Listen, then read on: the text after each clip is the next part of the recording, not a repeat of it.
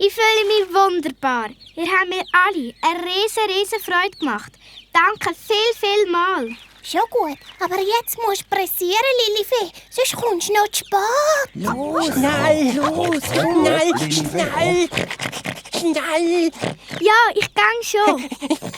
Viel Spaß auf deinem ersten Feuerball! Ihr seid die besten Freunde, die ich mir wünschen kann. Tschüss!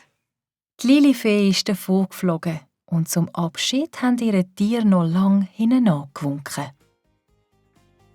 Schon von weitem hat Prinzessin Lilifee wunderschöne Musik gehört.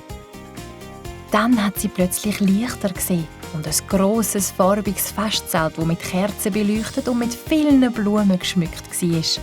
Und auf dem Dach hat es eine riesige, glänzige, goldige Krone gehabt. Und von überall her sind andere Feen angeflogen. Und unsere Freundin war glücklich wie noch nie. Das muss der Feenball sein. Ich bin ganz kribbelig. Endlich lerne ich alle die anderen Feen mal kennen. Das wird der schönste Abend von meinem ganzen Leben.